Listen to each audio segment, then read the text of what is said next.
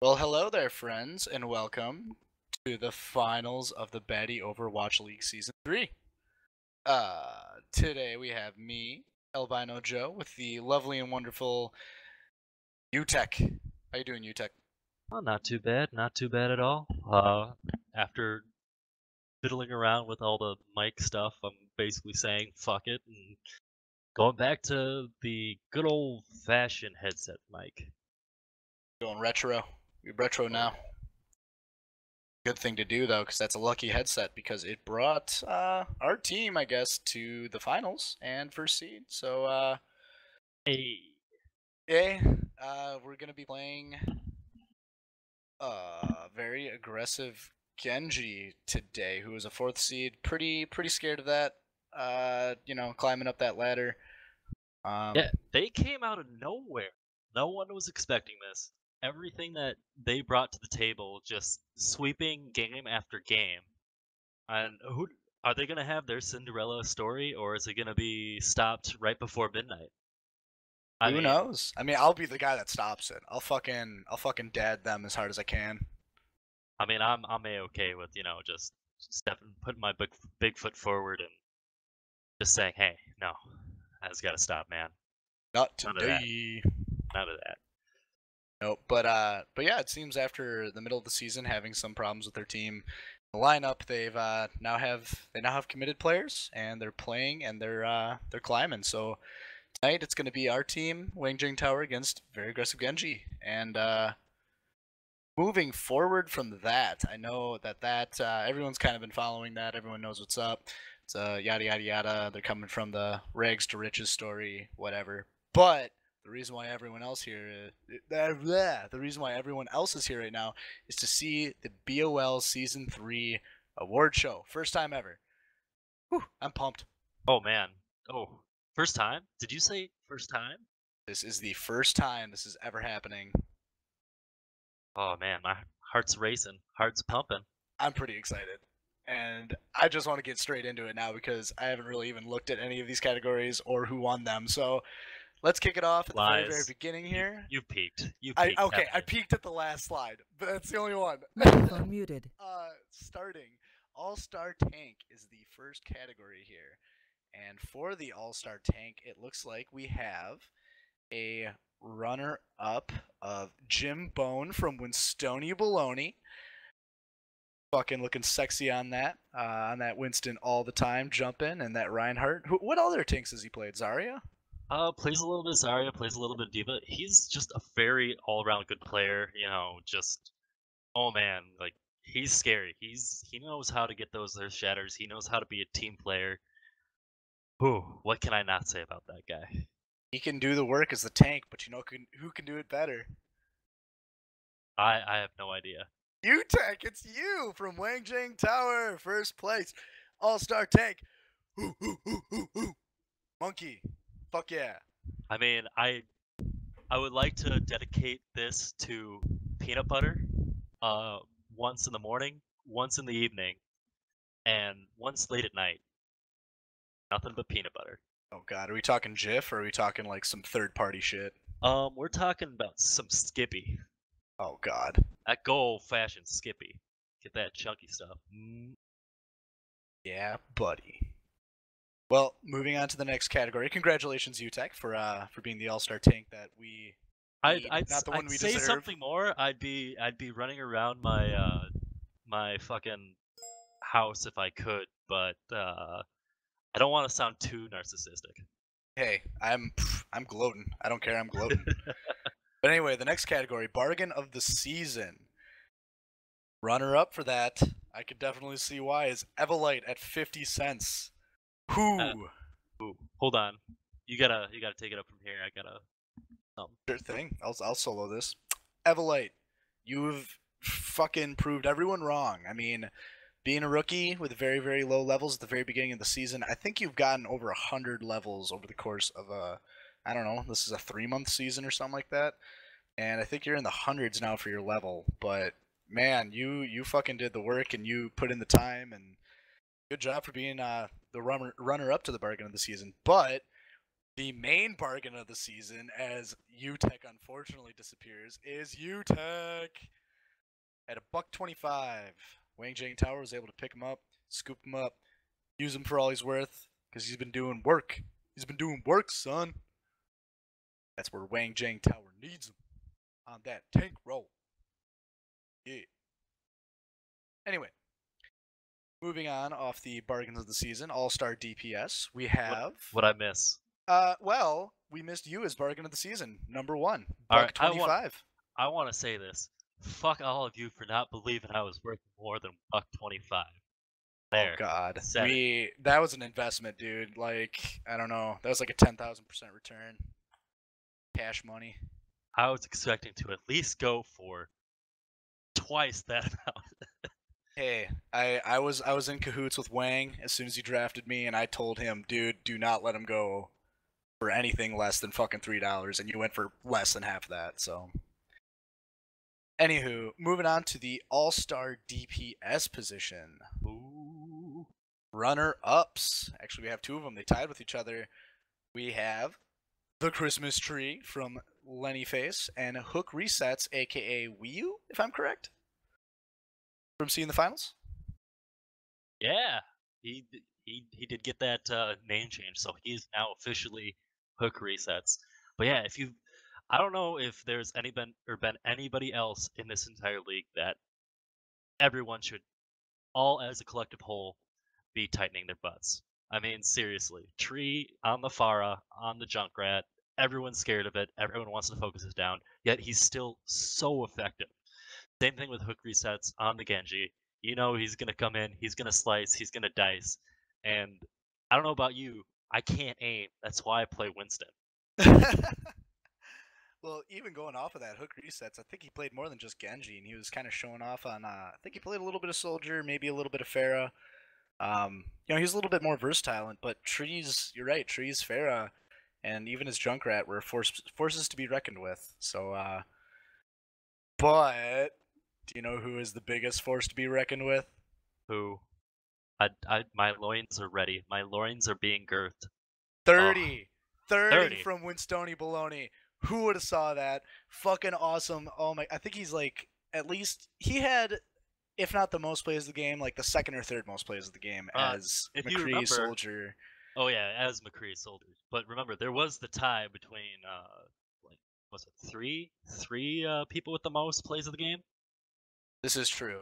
I know Dank was in that running, and I think I might have been too, but 30's plays of the game were actual skill. I think a couple of them might have been alts, Soldier alts, which don't require too much skill, but McCree alts do require some form of skill, and he was able to pop that off. Yeah, congratulations, 30. Congratulations, man. I mean, he's the one who's gone the highest in the SR department, so it shows. That is true. As the all-star DPS, he is the all-star ranking. I think he's the highest in the league, right? Yeah, I think he peaked out at 3,900 round. Oh, Jesus. Almost got to Grandmasters, but he'll get that top 500 spot eventually. MLG tryhard up in here.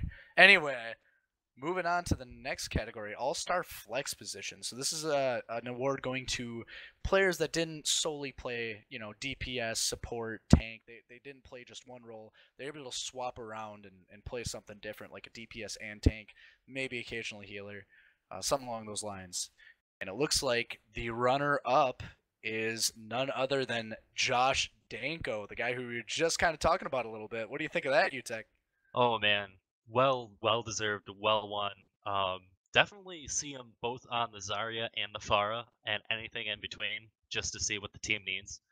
But definitely that Pharah play. Oh man, I'm pretty sure almost all of his plays of the game have been on Pharah with like a sick wombo combo with Zarya. Oh my god,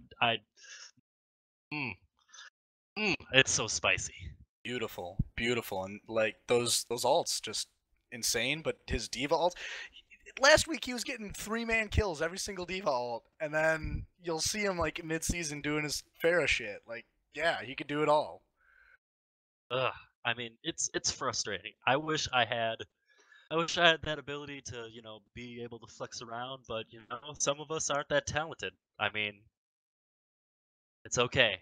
I wish I could aim. True. But we should stop jerking off about Josh Danko because the number one of the All-Star flex spot was Chromatic on the same team. Both of them working hand in hand to keep their teams at bay, and that's still going on in their team. You know that what is it? That image of the guy in Emperor's New Groove, Pacha. It has a little, it's like when that flex just hits just right. Yeah. So He's just good. fucking, yeah, I was going to say, he's just fucking hitting it. And, we've seen his Genji, and his Genji can be scary. And actually, that's what most people thought he was going to play this season. At least I thought he was going to be mainly playing DPS as Genji and Soldier. But, yeah, he was fucking kids up as that Zarya. Yeah, no, he's been flexing up with the Zarya. I think that's how he climbed season 4, season 5.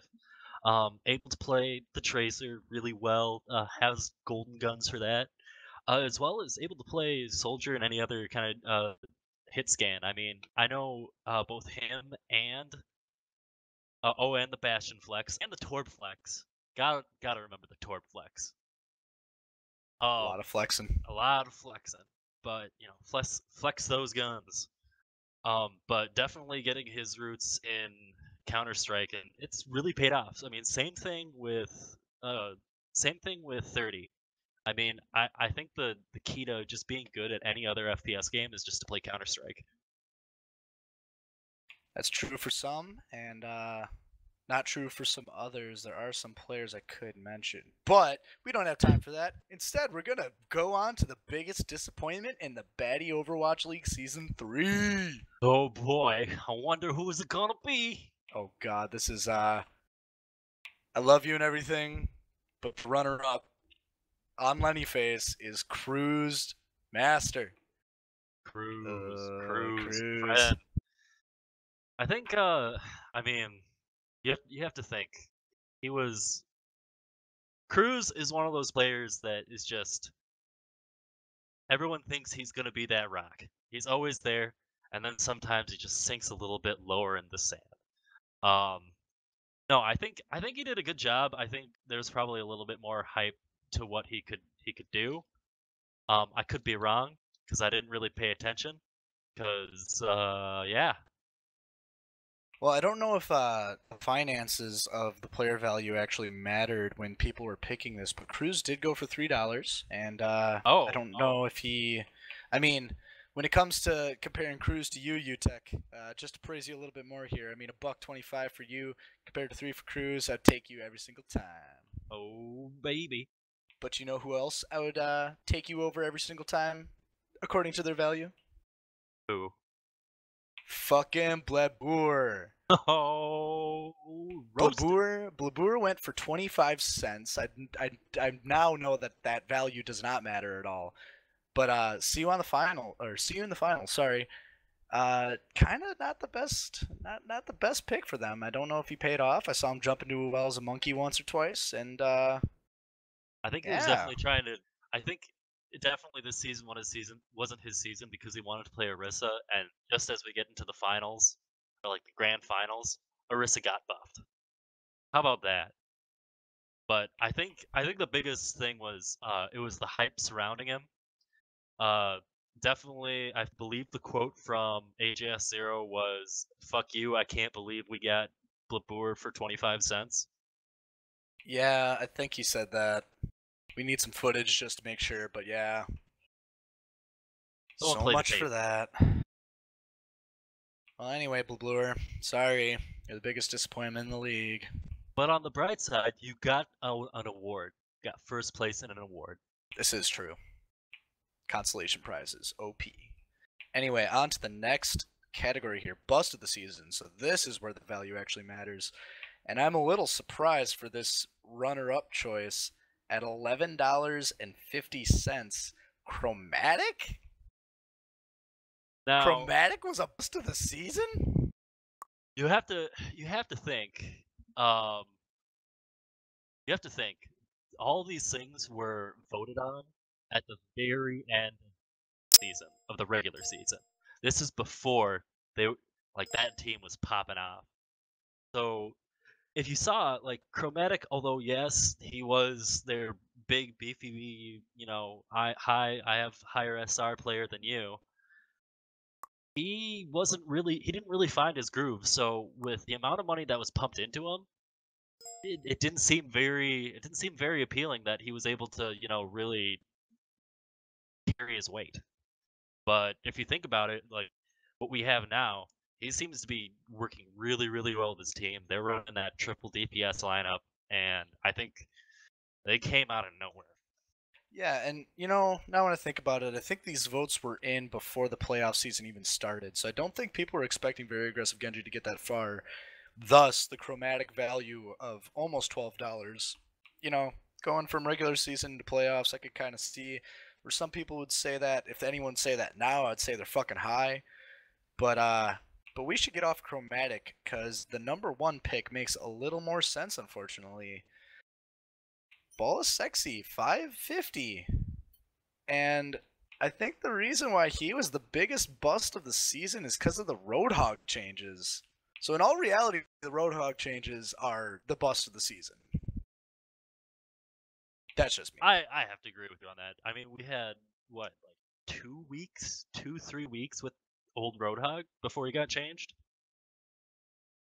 And oh man, I know he was in previous seasons. I know he was really good on Reaper, almost got every play of the game whenever he could, and he was always really good on Roadhog. I mean, those were two things that were super scary from him. But because they were really off, not in the meta earlier on in the season, and even in mid to late season, that 550 is seeming like a little bit too much.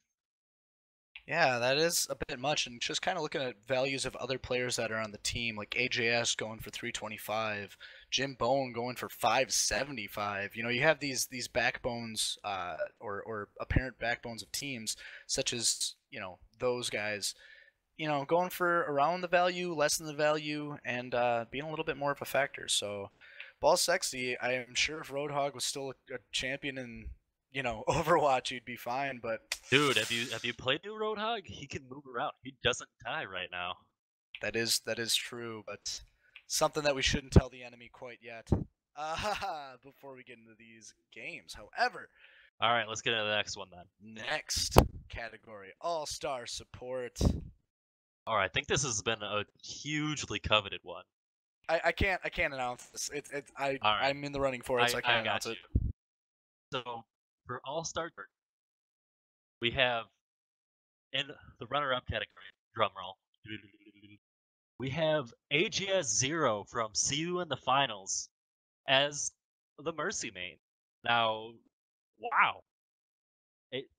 Swift has been doing really, really well on the Mercy. It's his bae. I mean, I'm pretty sure he'd make, genetically superior children with her. Think about it. There's nanoparticles in her. I mean, you can't go wrong. She stays forever young. It's pretty fucking great. That lore. That lore. But Swift has really brought his A game with being able to, just heal his Mercy, and he's able to hide and res.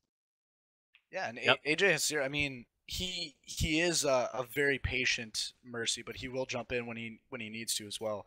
And I'm pretty sure he's played Zen a couple times throughout the league as well, and a couple other healers. Played a little bit of Lucio as well. Yeah, this is true. So he's not an exclusive Mercy player, but whenever he's playing, he's very effective on the team, and yeah, he fills that role well. But I am going to have to announce the next number one right now. You can't announce it. All right, fine. You announce it. You announce it. It was already spilled. Anyway. So I can tell you who the number one is not. It's not who. It's not, well, it's not me.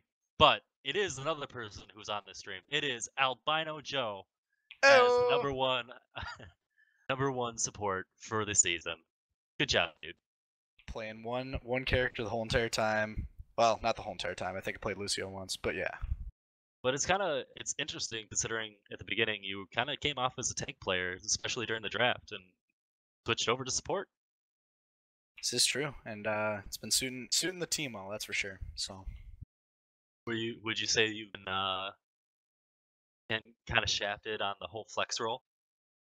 Oh no, dude. I have been a support through and through the whole entire season. I have not changed one bit. I don't think I even played. I might have played tank like twice in like the regular season. No, I am a support player through and through for this, and benefited me, benefited the team, and got us first seed. All right, on to the But next. I'll let you go for it. yeah, of course. So moving on of that category. Yeah, buddy. But we're going to most improved player. And the runner-up for most improved player is, somewhat surprisingly, but you know, I can see it. Is you, UTech. Wait, what? It's you. You're the most improved player. Second most improved player behind one other person. Oh, nice. You know, I think the whole entire season, at least at the start of the season, I want to say when you started in comp, you were in gold or platinum or something like that. I think. I was actually, yep, I started off in gold because Papa Jeff did the whole, hey, everyone should start about 300 SR before. Yeah. And then I made it a goal to try to get into Diamond, and somehow, with the help of Monkey Man and one hook resets, I was able to climb. Yeah, I think a lot of it has to do with your rank, your rating, and I mean, you were good before. I don't know why everyone perceived you so low with your dollar value as well as this most improved player part. But hey, you got an award for it. Hey man, I'll take it. But moving on from that, the real person who's most improved of the season, I agree with this 100%. I've been praising the guy for it pretty much the whole season. Evolite. From when Stony Baloney playing that Pharah, you were atrocious at the start of this whole entire season. You were god awful, you were garbage, you were trash, and then you got better. That's one way to put it. No, I think he definitely showed his A game once he really got down to the nitty gritty.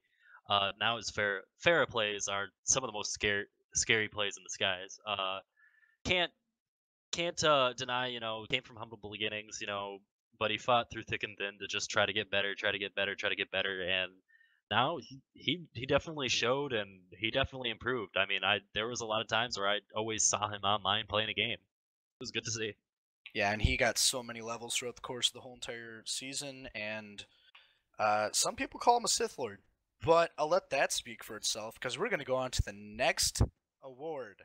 Which I think is the most important one.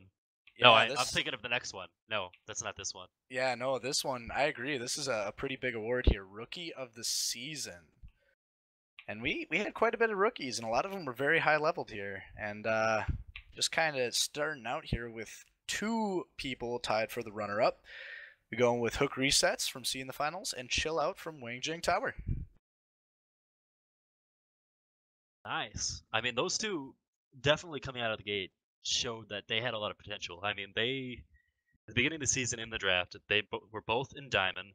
Both had, very good a very good reputation to hold behind. And they were solid picks for any team to grab. So, I mean, hook resets on the Genji, chill out on the soldier, just being his mainstay. Oh damn, damn. Yeah, pretty much. And you know, it's kind of cool that they're both DPS players too. That you know they're able to play a role that shines for sure. But the more important rookie of the season, not those two, but the one that really shone the absolute most, the guy, the man, the myth, the legend from Very Aggressive Genji, coming from the skies with Pharah, coming from the skies as Diva somehow, Josh Danko. Woo, woo, woo, woo, woo. What the fuck? I swear to God, every single time he presses Q, he somehow kills 3 people. Like, he makes alt pressing Q look easy. Pressing Q is hard. I want everyone to know, pressing your ultimate ability is a very hard thing to do.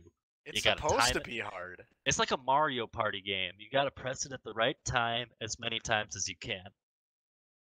Yeah, and he's doing it right. It's almost like on cooldown too. At least last week when he was playing on that Diva. I watched the footage, Danko. I got your number. We prepped.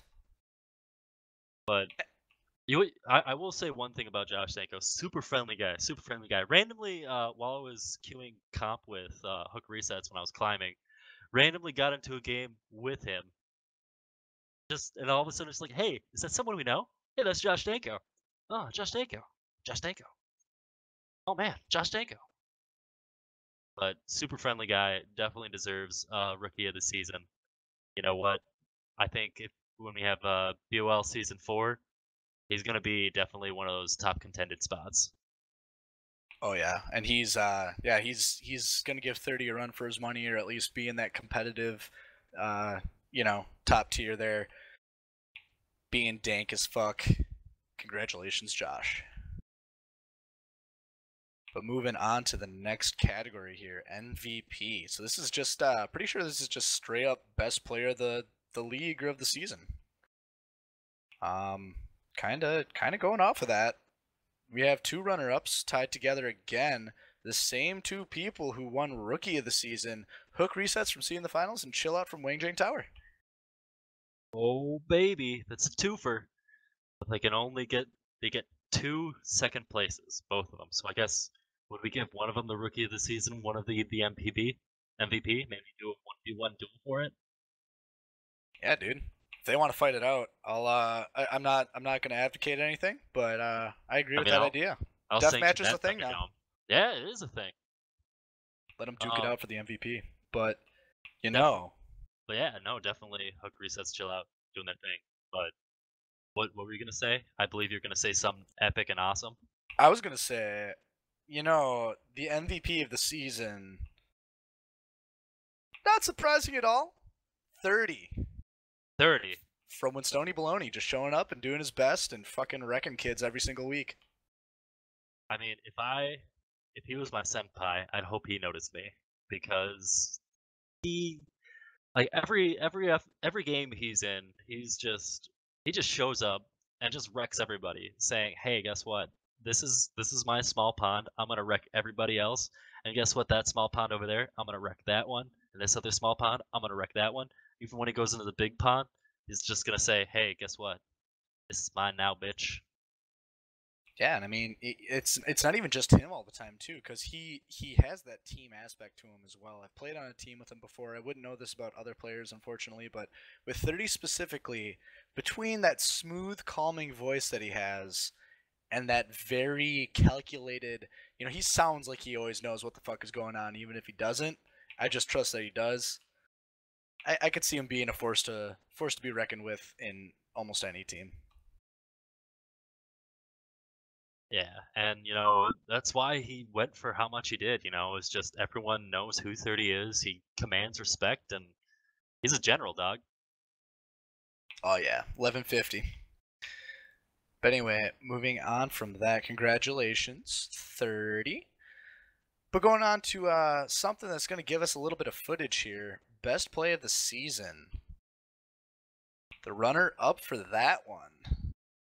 The man in the metal suit. Shoot or die. Microphone activated. And with that, he had a fucking 5-man Rhino. I believe our production staff is going to show you the said play because it is that fucking epic.